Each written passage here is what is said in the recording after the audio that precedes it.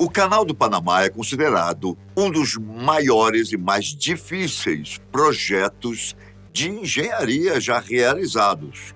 Eu sou Ivan Lima e hoje vou contar para você tudo o que aconteceu na caótica construção desta importante via comercial marítima. Bem-vindo ao canal Fatos Desconhecidos. A construção do canal, que serve como atalho entre os oceanos Atlântico e Pacífico, trouxe múltiplos benefícios.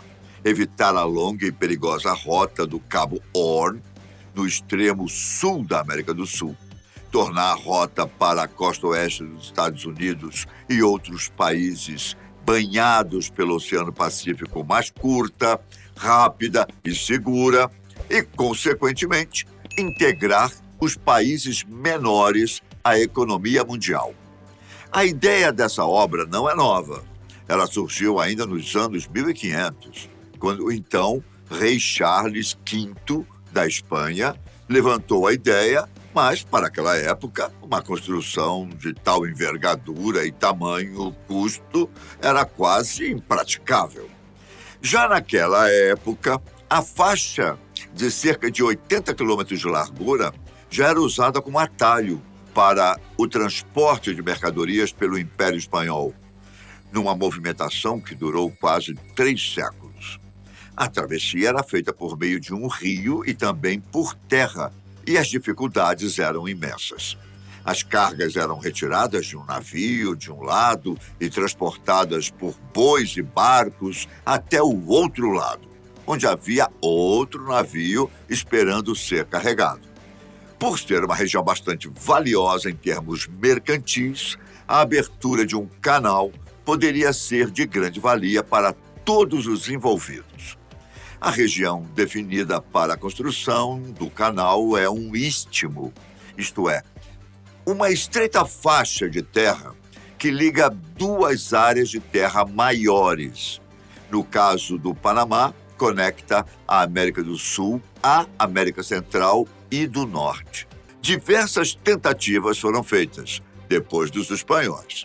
Em 1788, o estadunidense Thomas Jefferson, então ministro da França, sugeriu que os espanhóis construíssem o canal, já que controlavam as colônias onde seria construído.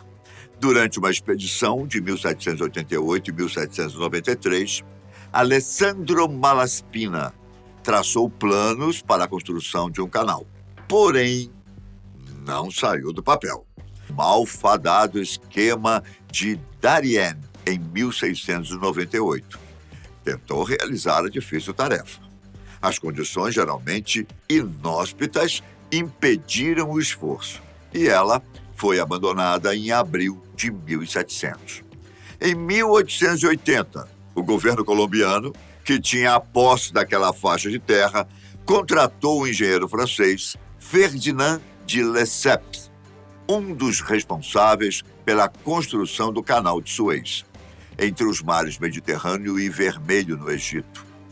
Bom, uma das primeiras dificuldades encontradas por Ferdinand e sua equipe foi o terreno. Diferente do canal egípcio, que fora construído em uma faixa plana de terra ao nível do mar, a nova faixa situada entre as Américas era de um terreno bem mais acidentado, com montanhas, florestas e depressões. Portanto, a ideia inicial de Ferdinand de construir um canal simples, apenas abrindo trincheiras, foi por água abaixo.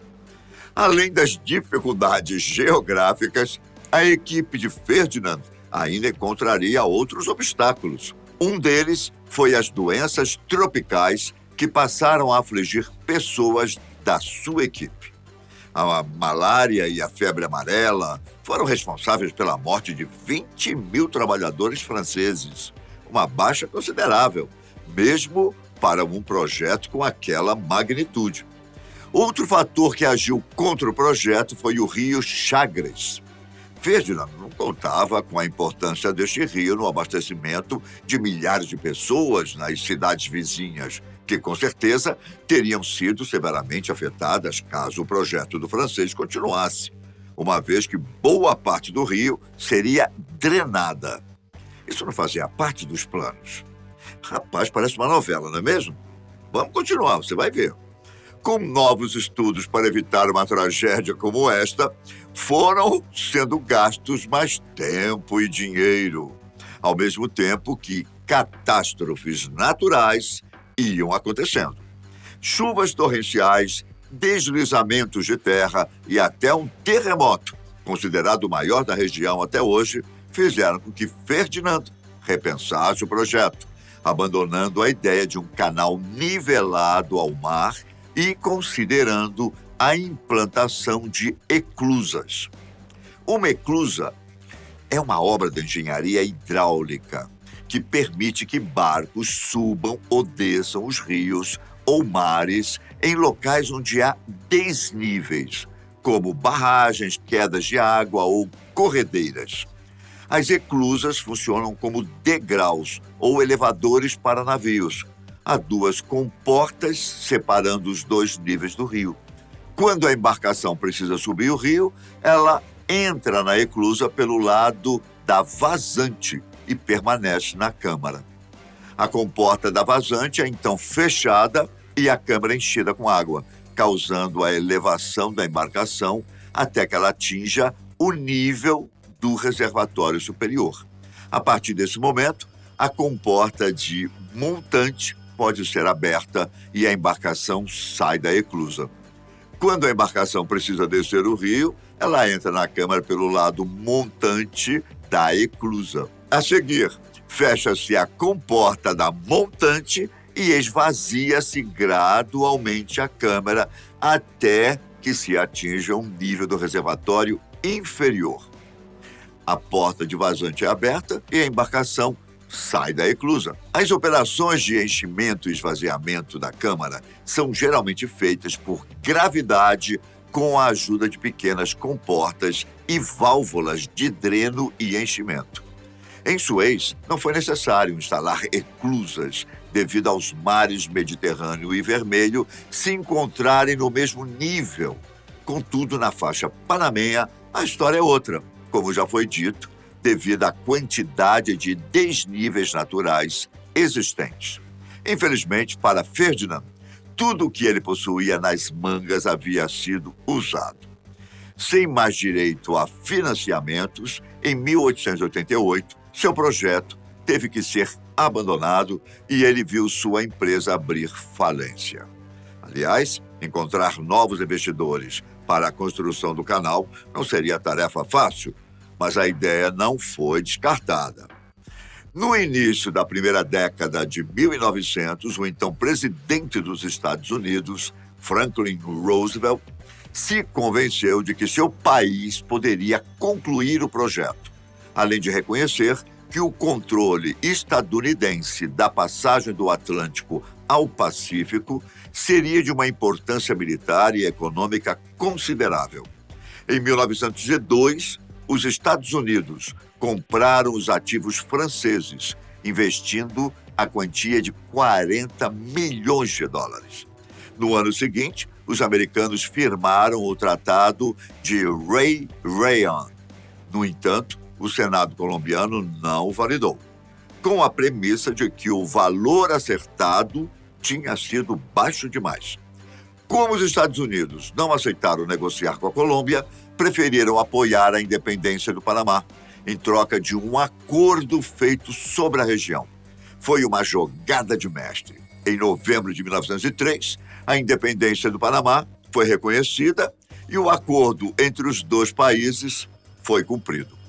Por meio do tratado Rey Bono Varela, os Estados Unidos tomaram posse exclusiva sobre a zona do Canal do Panamá por 10 milhões de dólares, mais um bônus anual de 250 mil dólares a partir de 1913. Mesmo assim, os Estados Unidos encontraram problemas. Primeiro, porque o tratado foi considerado baixo pelos panamenhos. Segundo, porque quem o assinou, Philippe Jean Bono Varela, nem nativo do Panamá era. Na verdade, ele era francês. Philippe só assinou porque teria recebido o título de embaixador por apoiar os rebeldes panamenhos na independência. Mas ele nem mesmo morava no país. Mesmo sob as contestações e tentativas de derrubar o acordo, os Estados Unidos não perderam tempo. Só que essa pressa toda iria atrapalhar os planos americanos.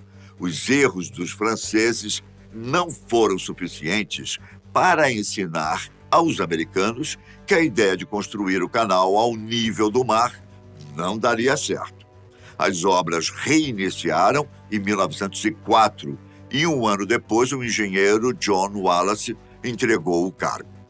Além da ideia já abandonada de construir o canal ao nível do mar, a nova equipe teve que lidar com as máquinas e os equipamentos franceses já desgastados, sem contar com o inimigo causador da malária e a febre amarela, o mosquito.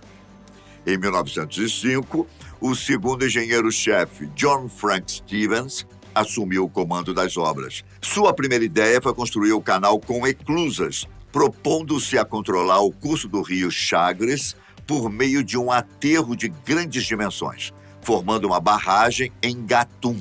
O lago artificial formado não apenas forneceria a água e a energia elétrica necessárias à operação das eclusas, como também constituiria uma via líquida que cobriria um terço da distância no istmo.